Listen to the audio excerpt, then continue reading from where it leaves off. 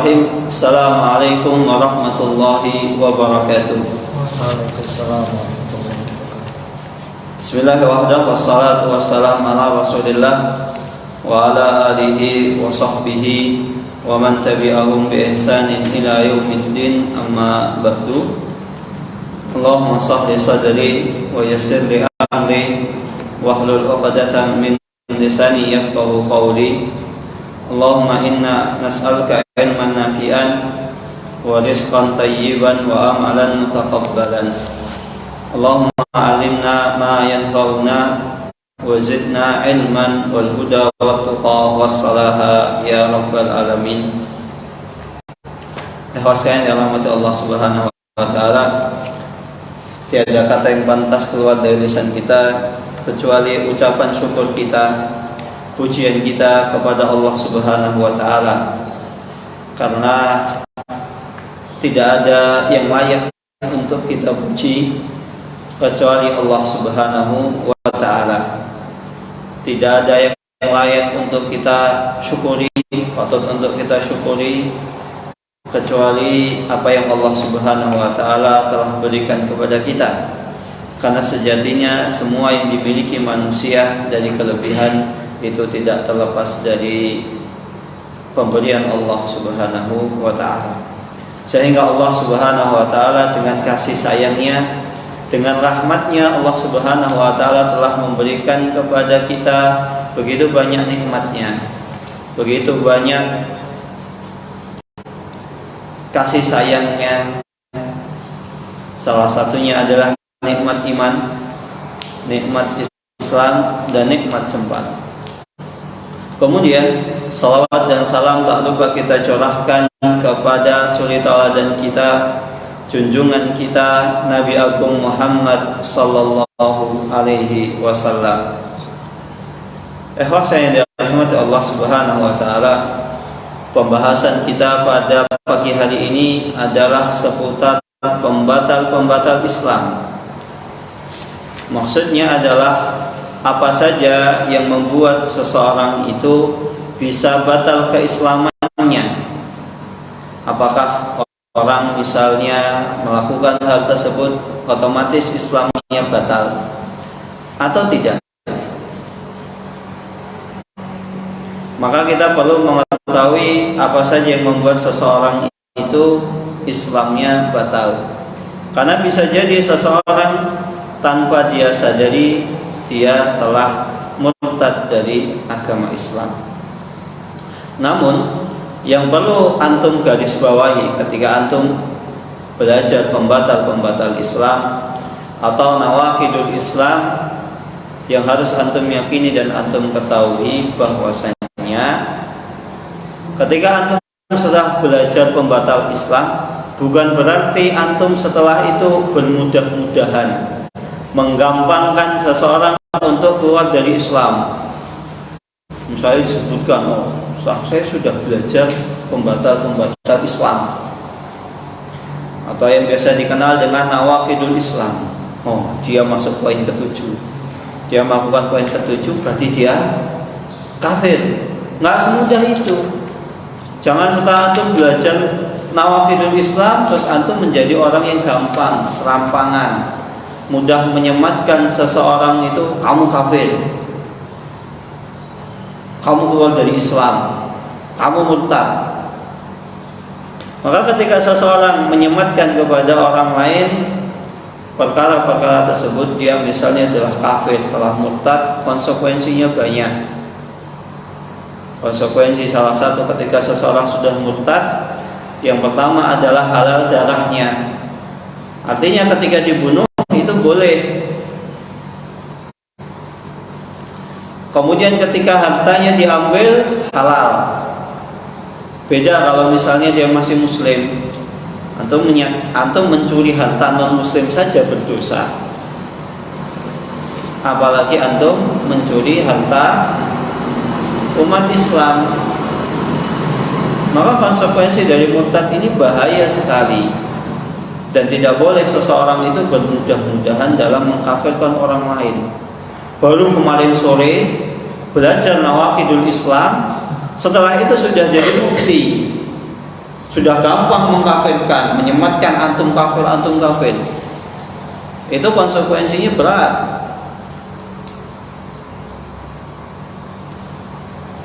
Dan begitu juga ketika antum ternyata di sini pembatal Islam yang saya sebutkan di sini hanya ada 10.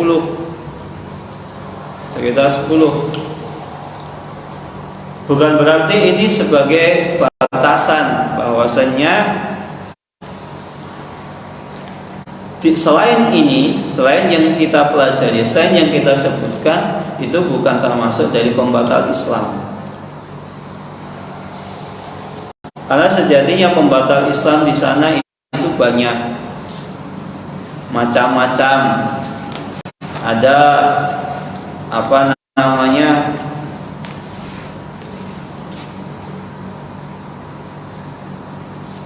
Bukan hanya 10 saja, macam-macam. Ada yang terkadang masuk dalam bab ini, bab itu. Tetapi kenapa kita sebutkan hanya 10? Karena 10 ini yang paling pertama, yang paling simple, paling ringkas. Karena sebagian itu masuk dalam 10 pembahasan ini, 10 pembatal ini. Maka insya Allah saya ingin ketika kita belajar tentang pembatal Islam, kita belajar secara rinci, secara detail, poin per poin, nggak usah disebutkan. Ini pembatal ini, udah 10 selesai. Karena ditakutkan nanti antum malah menjadi orang-orang yang gampang mengkafirkan, orang-orang yang gampang serampangan. Akhirnya yang terjadi apa? Ketika seseorang menganggap orang lain kafir, ya sudah boleh dibunuh. Akhirnya terjadi tindak terorisme, tindak pengeboman. Itu bukan ajaran Islam. Bahkan agama dimanapun semua mengutuk tentang terorisme. Nggak ada yang mengatakan itu dibenarkan menurut ajaran agama manapun di dunia. Dan jangan sampai ketika antum baru belajar nawaqidul Islam cuman baca matannya. Nanti antum kan di matan Thalibul Ilmi ada ya? Apa ada? Masih ada. Bukan berarti ketika antum baca, oh ini pembatal ini, terjemahannya apa? Terus antum terjemahkan sendiri. Antum nggak belajar misalnya kepada ustadz yang tahu syarahnya, tidak mencoba belajar syarahnya itu bagaimana. Yang penting antum ngafal matanya, kemudian antum terjemahkan. Sudah salah memahami, salah menerjemahkan, bahaya. Maka ada seseorang mengatakan bahwasanya saya ini jadi teroris gara-gara buku ini. Saya gampang mengkafirkan orang karena buku ini. Yang salah bukan bukunya. Seringkali yang salah adalah orang yang belajar. Baru kemarin sore belajar sendiri, otodidak, tidak meminta kepada orang lain untuk mengajarinya.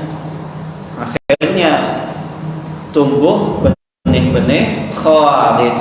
Apa itu khawarij? Orang yang gampang mengkafirkan, melakukan dosa besar. Orang berzina kafir, orang mencuri kafir, koruptor kafir. Siapa lagi? Pemerintah, misalnya togut, maka togut kafir. Bahaya seperti itu, nggak boleh sembarangan seseorang ketika belajar.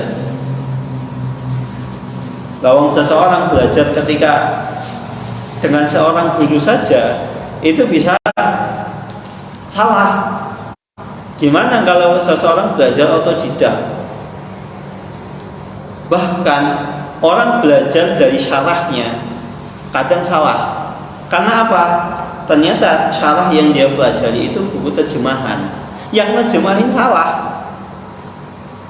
Banyak kejadian seperti ini, orang belajar dari buku terjemahan, yang nerjemahkan nggak paham. Sering terjadi seperti ini. Sehingga dia sudah belajar dari buku terjemahan, apalagi buku antum itu buku terjemahan gitu. Itu buku antum buku terjemahan. Ketika antum salah memahami pakai buku terjemahan, tidak ada perinciannya, bahaya.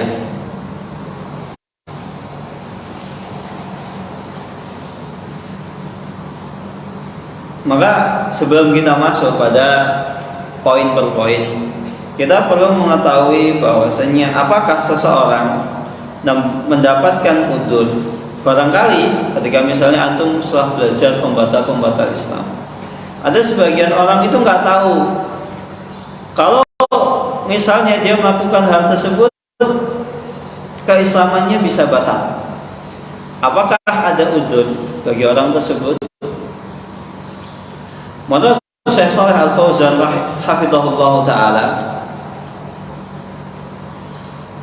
orang yang tidak tahu tentang pembatal Islam, apakah dia mendapatkan udzur? Udzur itu maksudnya keringanan.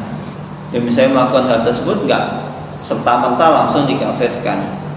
Beliau hafizahullah taala mengatakan al-jahlu yahtalif. Seseorang itu, kebodohan orang itu bertingkat-tingkat, beda-beda. Maka apabila seseorang, ada orang bodoh, orang nggak tahu, awam, la yumkinu ayyata'allam, dia sudah awam, nggak memungkinkan untuk belajar. Misalnya awam, dia baru kenal agama Islam atau baru hijrah ketika usianya sudah 80 tahun. Kira-kira mungkin nggak belajar, mungkin ustaz belajar hadir di majelis ilmu. Cuma kan tidak sekuat antum, 80 tahun duduk lama sedikit capek, duduk lama sedikit tulang belakangnya pegel. Sedangkan beda dengan antum masih muda, antum masih kuat. Maka kalau misalnya seseorang nggak mungkin belajar hadir majelis ilmu, hadir majelis ilmu banyak. Kalau nggak bisa hadir, dengerin, misalnya online, masih bisa kan? Bisa.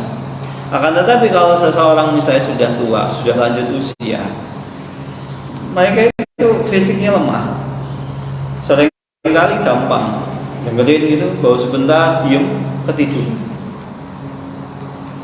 Beda dengan kalau masih muda, sudah misalnya sudah sepuh, sudah lanjut usia, baru kenal ajaran agama Islam.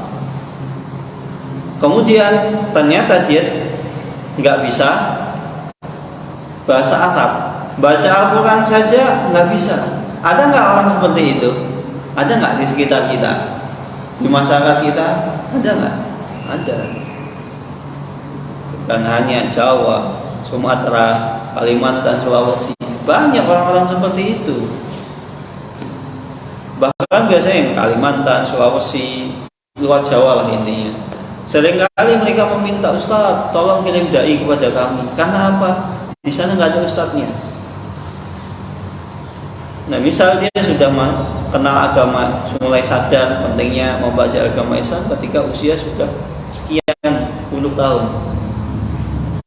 Hadir kajian nggak mungkin, nggak kuat, dengerin baru dengar sebentar sudah tidur. Nggak bisa bahasa Arab juga. Ditambah terkadang ada sebagian orang itu nggak bisa bahasa Indonesia, tidak bisa bahasa ibu. Mungkin nggak? Sangat mungkin. Ada sebagian orang Jawa nggak bisa bahasa Indonesia, bisanya bahasa Jawa. Orang Sunda nggak bisa bahasa Indonesia, bisanya bahasa Sunda. Banyak seperti itu kejadian. Apalagi jamaah-jamaah umroh banyak, Makassar itu banyak kejadian. Nggak bisa bahasa Indonesia. Saya sudah beberapa kali ketemu, nggak bisa. Ngomong apa gitu? Ya mau ditinggalkan, nggak sopan, kasihan, tersesat. Tapi kalau mau nolongin bingung, ibu ngomong apa, bapak ngomong apa? Saya nggak paham Pak, saya tidak paham. Diajak ngomong bahasa Indonesia, nggak mungkin orang seperti itu untuk belajar. Ditambah lagi sudah nggak bisa bahasa Indonesia, dai di tempat tersebut tidak ada. Misalnya orang-orang yang Sunda, Jawa, Bugis yang asli produk dalam negeri, orang asli itu, orang asli Bugis nggak mau balik ke Bugis, maunya dakwah di Jawa, tidak mau balik ke kampung halamannya. Ditambah di sana ternyata tidak ada dai yang dikirim ke sana. Ada dai, tapi dainya nggak bisa bahasa Bugis, bisanya bahasa Indonesia. Dan warga tersebut ada sebagian yang tidak bisa bahasa Indonesia. Nah, seperti itu bagaimana? Maka kalau seandainya seseorang tidak mungkin untuk belajar, maka orang tersebut itu mendapatkan udzur. Sampai kapan udzur tersebut berlaku? Misalnya kalau dia melakukan pembatal keislaman, ya diwajarkan, ya sudah. Ya gimana? Nggak mungkin untuk belajar. Sampai kapan udzurnya tersebut diangkat oleh Allah Subhanahu wa taala? Hatta yajida man yu'allimahu. Sampai benar-benar dia mendapatkan seseorang yang bisa mengajarkan kepadanya. Misalnya ada dai, misalnya sampai Misbah pulang ke kampung halamannya, bisa bahasa Bugis Misbah. Bisa. Misal di Bugis sudah tidak ada dai yang bisa bahasa Bugis, dai Bugis malah adem ayem di Jawa. Tapi alhamdulillah sekarang sudah banyak di Makassar, para ustadz sudah banyak, masya Allah. Riau banyak, Padang banyak. Tapi walaupun begitu ya antum usahakan pulang ke kampung halaman. Usahakan. Bagaimanapun juga hujan emas di negeri orang itu tidak seindah hujan batu. Hujan batu atau hujan batu dibandingkan hujan biasa di kampung sendiri. Karena apa? Terkadang seseorang zaman sekarang itu dakwah itu banyak godaannya. Saya kalau di kampung halaman, saya nggak bisa dakwah, tidak ada yang mendengarkan saya. Mending saya dakwah di Pulau Jawa, banyak yang mendengarkan saya, fasilitas banyak. Ya kalau misalnya tujuan antum pengen dakwah di Jawa, tujuannya ya untuk, terkadang ada sebagian daerah, ya intinya antum tahulah antum kebutuhan di daerah antum itu seperti apa. Tapi jangan cari alasan. Ada sebagian daerah itu mereka nggak mau belajar kalau bukan sama ustadz yang terkenal. Ini fakta di lapangan, seperti itu fakta. Saya pernah ketemu ustadz, antum kenapa nggak pulang ke kampung halaman antum? Gimana saya mau dakwah? Masyarakat itu nggak mau mendengarkan anak cuma lulusan S1, nggak mau, minimal S2. Akhirnya apa? Beliau dijawab cari S2, pulang baru didengarkan. Ya antum kan lulusan luar negeri, lulusan Timur Tengah, lulusan Arab Saudi, lulusan Madinah, mereka masa nggak dengar? Enggak. S1 itu nggak didengarkan suaranya. Maka saya dijawab, saya ambil S2, selesai S2 saya pulang, sehingga bisa berdakwah. Ada sebagian masyarakat itu nggak mau mendengarkan dakwah orang kalau bukan misalnya S2, S3, nggak mau. Padahal mereka juga bodoh, nggak ngerti. Ya itulah kondisi masyarakat. Ada juga seseorang beralasan kenapa tidak pulang ke kampung halamannya, karena disebabkan saya kalau berdakwah di sana ilmu saya belum cukup. Ya sudah, antum di Jawa cepat cari balik ke kampung halaman antum. Karena apa? Antum bisa jadi, tenang akhi, surga itu tidak ditentukan dengan ketenaran orang-orang. Justru antum semakin tenar, antum semakin terkenal, godaannya semakin banyak. Aja. Maka saya sering kali lihat teman-teman yang pulang ke ke kampung halamannya itu enak. Ada kebahagiaan tersendiri yang tidak didapatkan oleh dai-dai yang di Pulau Jawa. Bisa memberikan hidayah ke satu orang itu, masya Allah. Bisa menyadarkan satu orang itu, kebahagiaannya tiada kira. Dan biasanya ketika dakwah di sebuah kampung, ada satu orang yang akhirnya terkait dengan dakwah antum, giat ngaji, orangnya itu rajin. Nah, coba antum bayangkan, setiap apa yang antum ajarkan kepada orang tersebut, dia amalkan. Begitu pula setiap dia mengamalkan, antum dapat pahala atas apa yang atas yang apa yang antum ajarkan kepada mereka, antum ajari. Beda dengan di Jawa. Nah, ini bukan maksud membanding-bandingkan, bukan maksud untuk bersyukur. Kalau di Jawa memang kajian banyak, ramai. Tapi yang biasanya yang berpegang teguh dengan apa yang habis dipelajari itu tidak sekuat, bukan tidak sebanyak. Kalau sebanyak ya otomatis insya Allah ya yang hadir kajian lebih banyak yang mengamalkan, kemungkinan gitu. Tapi tidak sekuat dengan orang yang ketika antum dakwah di poso bisa menyadarkan orang satu tertarik, akhirnya belajar, itu berpegang teguhnya masya Allah.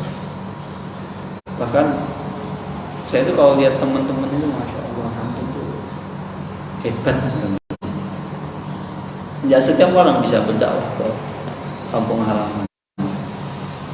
Makanya sangat diharapkan ketika antum selesai dari sini, antum pulang ke kampung halaman antum jika memungkinkan. Tapi kalau misalnya tidak memungkinkan, ya sudah, antum di sini dulu cari bekal yang banyak terus pulang. Karena apa? Sehebat apapun dai, seterkenal apapun dai, misalnya beliau ke kampung antum, belum tentu kok bisa menyadarkan warga kampung antum. Mereka tertarik, misalnya Ustaz Fulan terkenal, videonya di mana-mana hadir, akhirnya yang hadir banyak. Tapi itu kadang cuma sekedar seremoni, cuma sekedar datang, karena Ustaznya terkenal. Beda ketika yang berdakwah antum. Kenapa? Antum lebih tahu dengan keadaan masyarakat antum. Maka ahlul bait adra bima fiha. Produk asli daerah setempat, putra daerah setempat itu lebih tahu kultur masyarakat tempat dia tinggal, tempat dia berasal, dibanding dengan ustaz-ustaz yang kita kenal lebih ini punya.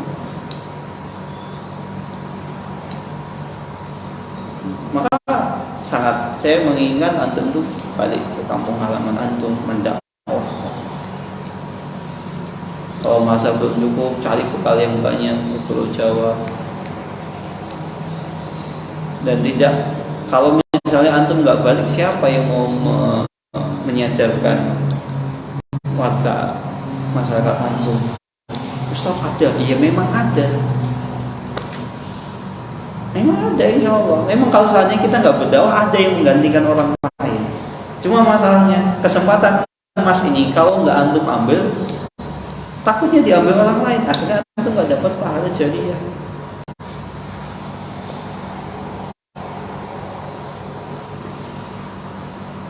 Masya Allah, luar biasa.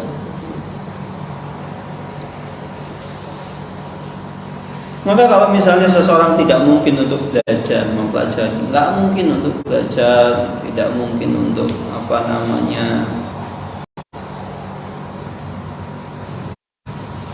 mengetahui, udhur tersebut diangkat sampai ada orang yang mengajarkan kepada orang tadi. Adapun seseorang yang misalnya dia tinggal di tengah-tengah kaum muslimin, Indonesia itu negara Islam ya. Tapi ada beberapa tempat-tempat tertentu dia ini memang negara Islam, tapi Islamnya abangan, semua awam, nggak ada yang berdakwah tadi.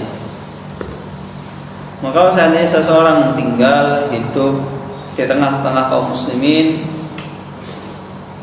sedangkan di tempat tersebut dia bisa mendengarkan Al-Quran, bisa mendengarkan hadis Nabi, bisa belajar kepada para ustadz, para alim ulama, fahadala ya'diru bil jahli, fahadala yubdaru bil jahli.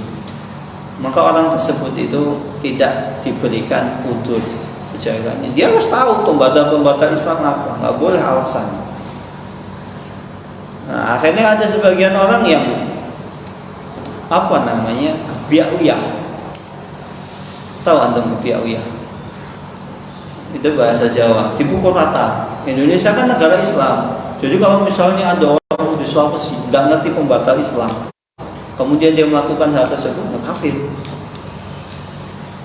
Padahal apa? Bisa jadi di Sulawesi itu nggak ada dai. Benar nggak, Pak Syed? Daerah antum, puasa apa bukan? Berapa jam dari Makassar? Atau kalau pulang dari Jogja sini naik apa? Kapal. Dari Surabaya berapa hari? 2 hari. Turun di mana? Bobau. Habis dari Bobau tinggal nyebrang dekat. Alhamdulillah. Misbah, antum berapa hari di kapal? Ada, saya punya kawan orang Kalimantan. Saya punya kawan orang Kalimantan. Dia ketika pulang dari Jakarta, turunnya di bandara mana, Balikpapan atau mana. Dari Balikpapan itu nanti naik kayak seperti Metro Mini gitu, 10 jam di tengah-tengah hutan. Setelah itu sampai naik mobil 10 jam. Setelah itu dia harus masuk ke kampungnya, itu cuma bisa dilewati pakai motor. Berapa lama? 6 jam. Antum begitu nggak, Faza? Saya heran loh, masa segitunya? Iya. Coba lihat daerah bangunannya bagus-bagus.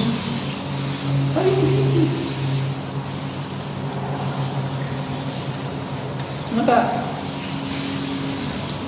kota daerah itu sangat diharapkan untuk kembali mengajar. Maka ketika keadaan seperti itu sangat memungkinkan seseorang itu ada yang tidak tahu hukum-hukum Islam.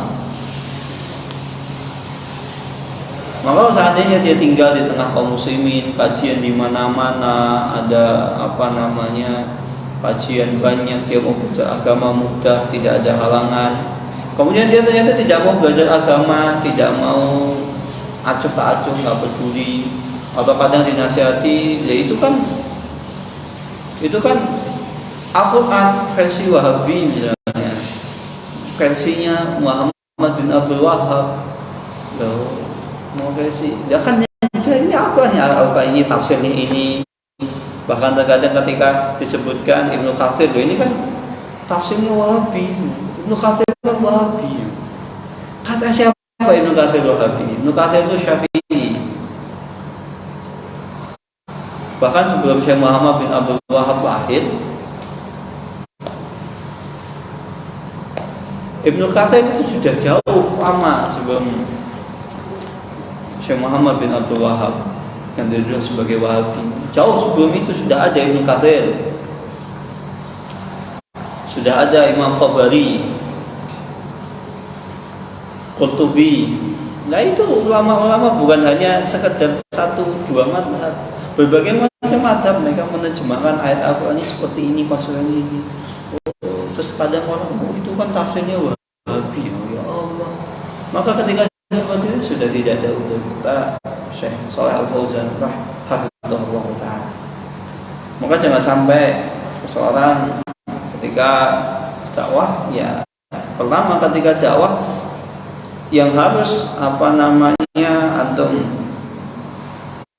ketahui, jangan langsung langsung menjat orang tersebut itu kafir. Maka Syekh Fauzan melanjutkan, man irtakaba naqidan min nawaqidil Islam fayan bagi ayyatasabbat min amrihi. Jika antum dapati seseorang dia melakukan di antara pembatal-pembatal Islam, maka yang wajib antum ketahui, antum jangan langsung memvonis orang tersebut itu kafir. Pertama, antum tasabbut, apakah orang tersebut itu sudah tahu atau belum? Bapak, ibu sudah tahu belum bahwasanya kalau bapak atau ibu melakukan hal ini, bapak dan ibu bisa keluar dari agama Islam? Sudah tahu misalnya? Oh, sudah tahu. Maka lanjut ke step berikutnya. Kalau belum tahu, antum kasih tahu, antum ajarkan, antum beritahu.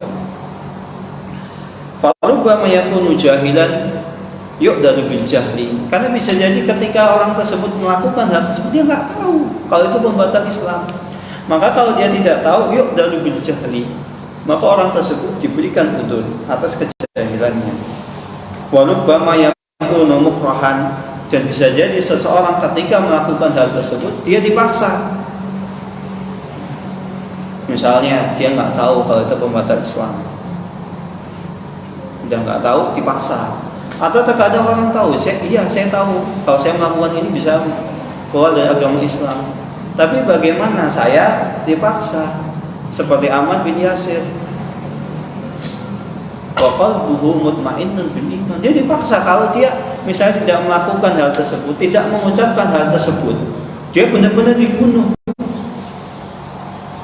Karena demi menyelamatkan jiwanya, nyawanya, akhirnya ya sudah, saya tak ngomong, tapi saya tetap meyakini Allah itu yang benar. Ucapan yang saya katakan ini salah, bukan malah dengan mengucapkan sukarela.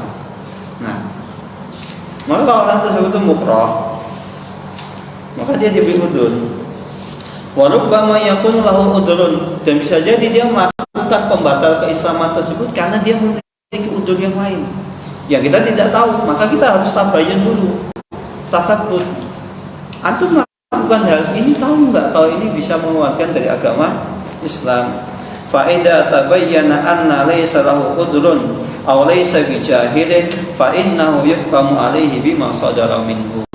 Kalau seandainya ternyata setelah kita tabayun orang tersebut melakukan dengan sukarela, bahkan ya terserah saya, mau saya kafir di urusan saya, padahal kita sudah menunjukkan ini hadisnya, ini dalilnya, kita menasihati dengan baik-baik, dengan cara lembut, tidak kita sebutkan kesalahannya di muka umum, sehingga itu malah bukan menasihati, malah menjelek-jelekkan orang lain. Dengan cara yang baik, lembut, sabar, ternyata orang tersebut malah tidak mau, maka dia sudah tidak ada udzur. Maka ketika sudah tidak ada udzur, nah baru seseorang bisa di orang tersebut keluar dari agama Islam. Nah, pertanyaannya, apakah kita bisa mengatakan orang tersebut itu kafir karena dia sudah tidak ada udzur? Apakah mengatakan dia telah kafir itu adalah tugas kita? Kita ini adalah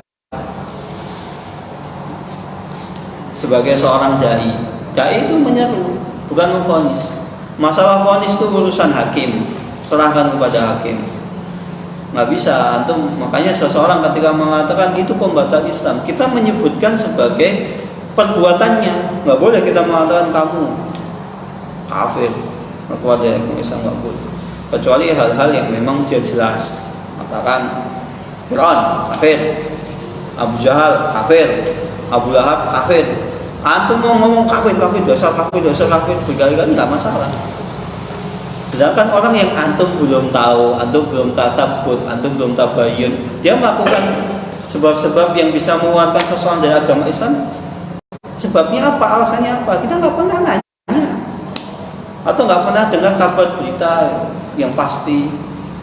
Misalnya Korun, antum baru nggak ketemu, tapi kan kabarnya pasti. Korun kenapa membangkang kepada Nabi siapa? Korun itu umatnya Nabi siapa? Nabi Musa. Karena begini, oh ya, Korun kafir, boleh gitu. Fir'aun jelas kafir, ngaku sebagai Tuhan.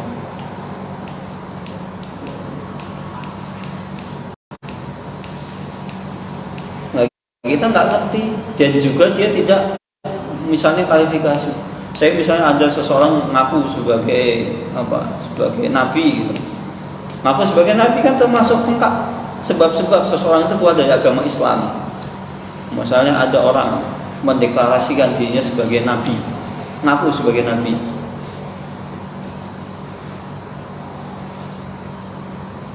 Kita tanya, Bapak tahu nggak kalau ngaku sebagai nabi itu bisa menjadi salah satu pembatal keislaman seseorang? Oh, saya nggak tahu. Terus kenapa Bapak? Oh, saya mohon maaf, saya nggak tahu. Oh ya sudah. Akhirnya tobat. Ketika tobat, apakah diterima tobatnya? Insya Allah diterima tobatnya. Jika dia benar-benar tobat nasuha kepada Allah Subhanahu Wa Taala. Tapi kalau seandainya dia tahu, ya saya tahu ngaku sebagai nabi itu pembatal Islam. Tapi saya benar-benar saya semalam itu dapat wangsit dari malaikat Jibril. Sehingga kata mereka Jibril, saya ini nabi, maka saya mendeklarasikan saya sebagai nabi.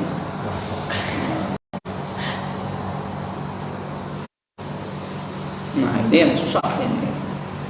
Udah, antum serahkan kepada hakim, putusan hakim. Biar hakim yang memutuskan. Lewat saya dapat wangsit dari lewat mimpi. Ternyata mimpinya salah. Nggak mungkin, risalah kenabiannya sudah terputus. Nggak mungkin seseorang bisa dapat wangsit seperti itu. Maka ada sebuah kisah, ada seorang perempuan itu ngaku sebagai nabi, namanya La. Karena ada sebuah hadis Rasulullah SAW bersabda, La nabi ya ba'di. Yang benar itu bacanya la nabiyya ba'di. Tidak ada nabi setelahku, kata Rasulullah SAW. Tapi sama orang ini yang namanya Mbak La mengatakan la nabiyyun ba'di. Dibacanya la nabiyyun ba'di. Sehingga terjemahannya otomatis beda. Artinya la itu adalah nabi setelahku, setelah Nabi Muhammad. Maka tidak boleh seseorang gampang serampangan mengeluarkan seseorang dari agama Islam. Harus kita tasabbut, jangan baru antum belajar kemarin sore kemudian mengatakan antum kafir, keluar dari agama Islam, murtad. Hati-hati. Konsekuensinya berat, bahaya. Ini yang bisa saya sampaikan tentang muqaddimah pembatal Islam. Insyaallah pertemuan selanjutnya itu kita akan masuk mulai poin per poin. Insyaallah biidznillah taala tentunya. Ada pertanyaan di sini? Satu pertanyaan saja. Tidak ada pertanyaan? Kalau tidak ada pertanyaan, kita tutup dengan doa kafaratul majelis. Subhanakallahumma wa bihamdika asyhadu an la ilaha illa anta astaghfiruka wa atubu ilaik.